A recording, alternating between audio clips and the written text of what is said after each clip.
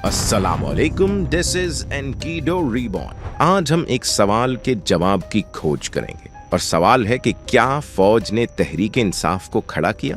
क्या फौज वाकई किसी में हवा भरने की सलाहियत रखती है? और माजी में फौज ने कैसे सिस्टम को मैनेज किया? एक चीज जो तवातर से दोहराई जाती है और इस कदर शिद्दत के साथ की जाती है कि सच का गुमा सा होने लगता है, वो बात यह है कि इमरान खान या तहरीक इंसाफ को फौज और एजेंसियों ने मकबूल किया। जी हाँ, अगर फौज न चाहती, न इमरान खान मकबूल हो पाता, न तहरीक इंसाफ कौमी सतह की जमात बन पाती। अब इस चीज को समझने के लिए हमें माजी के कुछ इलेक्शंस खंगालना होंगे। सदर ज़ियाउल हक ने अपनी ही खड़ी की गई 1985 की गैर जमाती असम्बली को 1988 में करप्शन और नाअहली को जवाज बनाकर तहलील कर दिया और नए इलेक्शंस का ऐलान किया।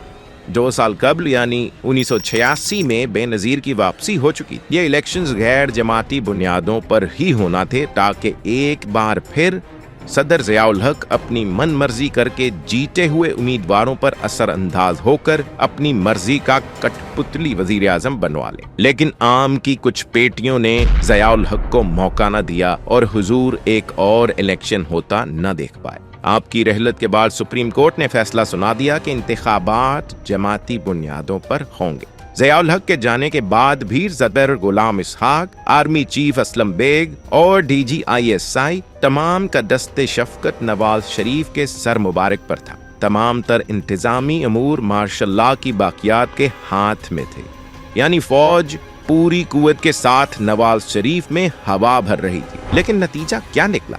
16 नवंबर 1988 इलेक्शंस में 207 कुल नशिस्तों में से पीपल्स पार्टी 94 सीटें जीत गई। फौज जिस शख्स को जितवाना चाहती थी वो नवाज शरीफ सिर्फ 56 सीटें जीत पाया। इसके बाद इस असेंबली के साथ क्या खिलवाड़ हुआ वो फिर कभी सही। लेकिन बुनियादी नुक्ता ये कि फौज जिस शख्स को मकबूल बनाने की कोशिश करती रही वो शख्स लंबे चौड़े इत्तेहाद और सपोर्ट के बावजूद इलेक्शन नहीं जीत पाया था।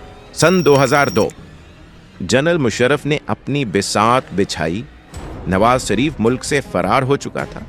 बेनज़ीर नवाज शरीफ की हुकूमत के वक्त से ही खुद साख्ता जिला वतनी काट रही थी। आइन वही था जो जनरल मुशर्रफ का हुक्म होता था। नून लीग का पेट फाड़ कर काफ लीग बनाई जा चुकी थी। नून लीग की पोजीशन लाहौर में ये थी कि नून लीग के पास लाहौर में खड़ा करने को उम्मीदवार तक न था। MNA की 4 नशिस्तें नून लीग ने लाहौर में जमाते इस्लामी की झोली में डाली। इन हालात में 10 अक्टूबर को इलेक्शंस हुए। इलेक्शन नतायज कुछ यूं तरतीब पाए कि काफ लीग ने 105 नशिस्तें हासिल की। पीपल्स पार्टी के हिस्से में 79 नशिस्तें आईं। नून लीग की कुल नशिस्तें 19 रहीं। ये कुल 342 का ऐवान था और वजीर आजम मुंतखब होने के लिए वजीर आजम के उम्मीदवार को 172 वोट लेना था। ये 172 वोट पीपल्स पार्टी के पेट में से पीपल्स पार्टी पैट्रियट निकाल कर और फ्लोर क्रॉसिंग की शिक मुअत्तल करके पूरे किए गए। यानी जब मार्शल लॉ सरकार अपनी पूरी कुव्वत के साथ विराजमान थी तब भी फौज काफ लीग को इस कदर भी मकबूल न कर पाई थी कि सादा अक्सरियत ही हासिल कर लेती। और दिलचस्प बात यह कि 2002 में पीपल्स पार्टी ने अगरचे कम नशिस्तें हासिल की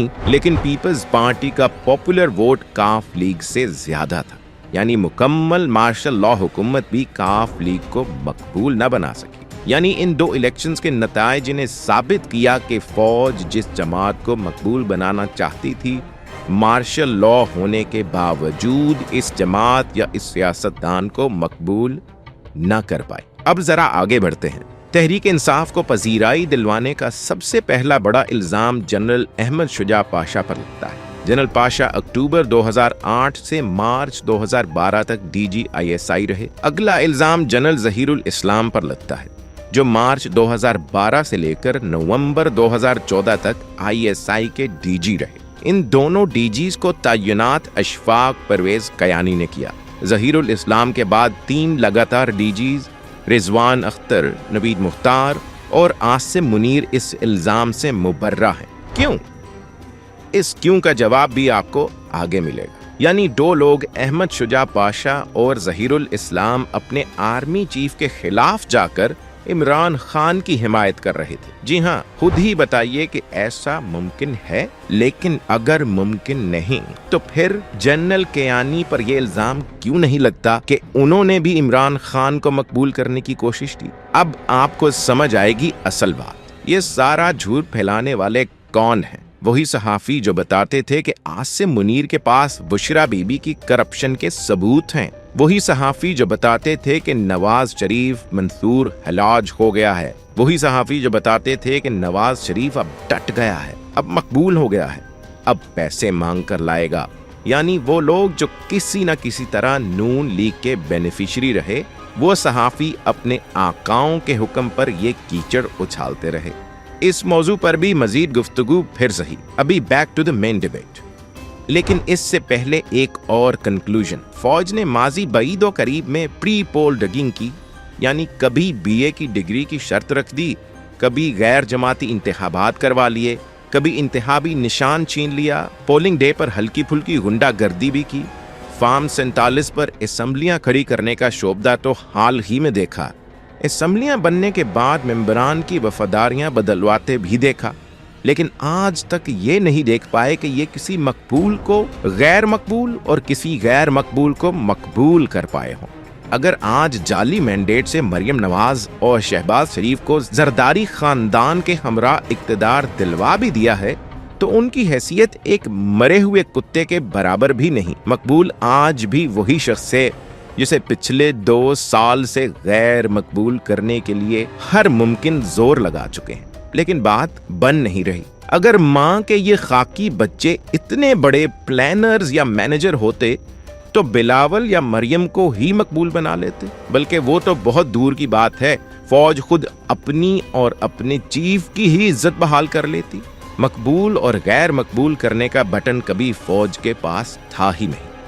زیادہ سے زیادہ ڈھونس، دھاندلی اور زبردستی وفاداریاں تبدیل کروا سکتے تھے، وہ آج کے دن تک کرواتے رہے ہیں، آئندہ وہ بھی نہیں کروا پائیں گے۔ عمران خان کے کتنے آزاد اراکین کو توڑ سکے تھے؟ ابھی آئینی سکم کے باوجود کتنے لوگوں سے وفاداریاں تبدیل کروا سکے ہیں؟ بس وہ چاہتے ہیں کہ ہم اپنے شعور کی آنکھ سے دیکھ کر نہ مانیں، ہمیں زبردستی منوایا جائے، یہ خواہش بھی جلد پوری کی جائے۔